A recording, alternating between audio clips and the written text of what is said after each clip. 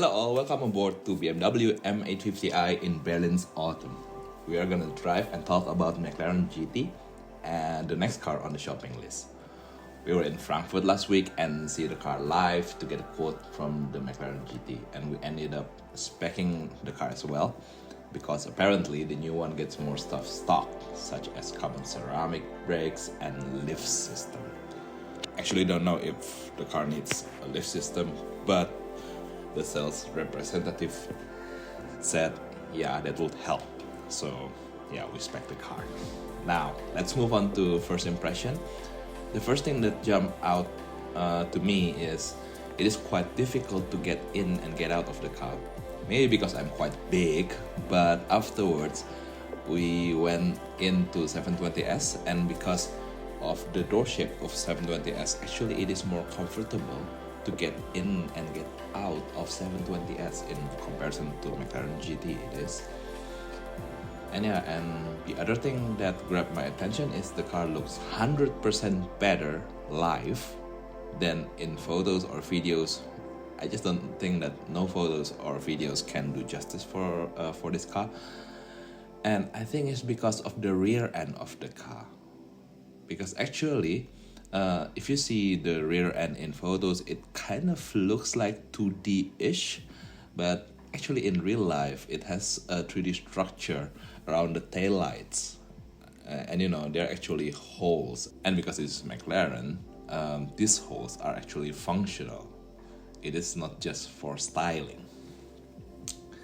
Okay, we move on to the next important stuff in GT car, which is the seats. The seats are quite tight, but it is still okay. But the button to adjust the sitting position is awkwardly hidden. It is hidden on the, like, below the seats on the right side, so you cannot see the buttons. So you just need to guess which buttons to what. I guess with time you will get used to this, but still it's not easy to adjust the seat. And yeah, I guess it's one minus point for McLaren GT.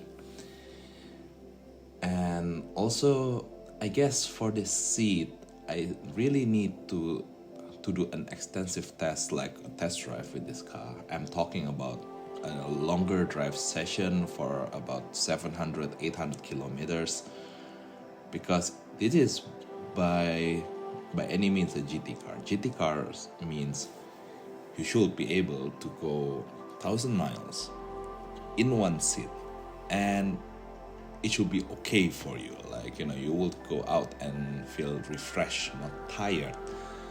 So I guess the seats are actually an important aspect of this car. And yeah, because actually, like, per definition, a GT car is a car that can go far and can really go fast while doing it, and it looks good, and it means it should have a good seats, it should have a good boot capacity, because if you want to go somewhere that far, you might want to stay there for a while, right? Next up is build quality. The car's interior felt solid. Judging by only sitting in it, I think it's worth the asking price, which is around, give or take, 220-230 grand euro spec. And the paddle shifters, which are fixed into the steering column, are made out of brushed aluminum. It looks nice, and it is very nice to touch as well. And I think it's funny that they make this certain distinction to Ferrari, because the McLaren guy told me, well, in this car, the paddle shifters, they are not moving with the steering wheel when you turn, you know, so it's easier to use. Well, I guess it comes back to personal tastes, but we move on. And let's go to thing that I like. And there's only one word to describe it: simplicity. It starts with the steering wheel. Yes, the steering wheel has no button, as you might seen in the video, and it's a wow. It is 2021, so it is quite difficult to find a car with a steering wheel without any button in it. And yes, you can spec your Porsche to not have any buttons on the steering wheel, but in general you have buttons on your steering wheel. And again, Ferrari has a lot of buttons in the steering wheel, and it is okay because Ferrari has always been like that, and it is kind of like how can I say this? It is like in the F1 car, but yeah, we move on from there. And also like sitting in the cabin of McLaren GT, just see the infotainment screen, again the steering wheel, and also like the door. It's just simple. And also we actually turn on the car to see the infotainment and also the speedometer. They're all very simple, and I can just take a look at the small iPad or infotainment system in the middle and kind of can imagine what kind of feature it has and also what it controls and what it doesn't control. And there are also like some dials for the driving modes, which I like, because if I will need to go through the infotainment system to change the driving modes, it's not good. It's just not good and quite dangerous. Can be dangerous. Yeah. So less touch screen, less buttons, smaller infotainment system. That speaks of confidence from McLaren, because it just gives me the impression that McLaren wants me to drive this car and not get distracted by gadgets, touch screens, and whatever. So yeah, 2 thumbs up for McLaren. Next we move to the comparison to Ferrari Roma, a car that I recently tested. And I just have the feeling that you cannot really talk about McLaren without talking about Ferrari. And as it is now, it seems like for each Ferrari there's a comparable McLaren. For example, McLaren GT and Roma, they really sit in the kind of in the same boat. And the next one is also the new Ferrari 296 GTB with a hybrid powertrain. The competitor from McLaren gonna be McLaren Artura.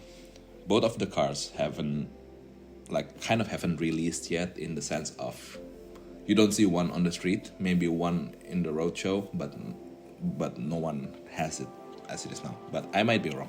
Maybe Shmi has it. Who knows? And yeah. So I have mentioned that McLaren GT is the direct competitor to Ferrari Roma.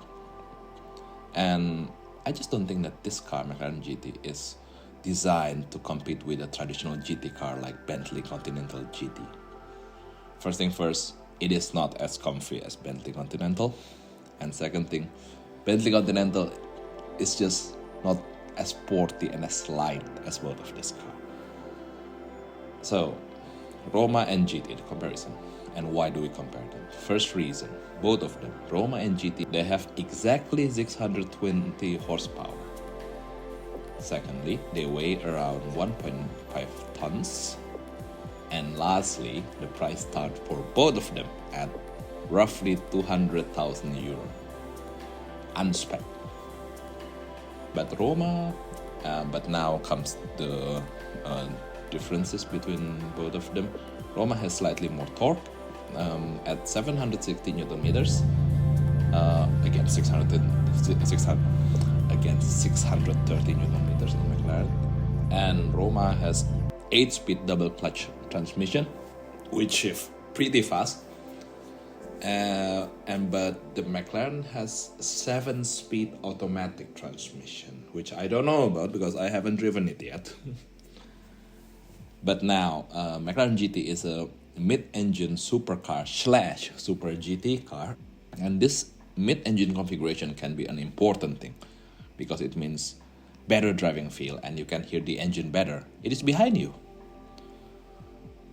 So I guess I just need to drive it. And actually, based on our conversation last week, we are aiming to do an extensive test drive over the weekend in spring when the sun comes out. And for that, the GT will be brought to Berlin, so I can make the final decision. And yes, I will also do a video about that test drive when it happens, so stay tuned. And by the way, just in case you forgot, Aston Martin Vantage is still in contention, but I heard they announced V12 Vantage for 2022. And I might be more interested in that instead of V8 Vantage. Follow me on Insta for stories and reels, and stay tuned for the next car shopping video. It can be Porsche. So see you guys and stay healthy. Ciao!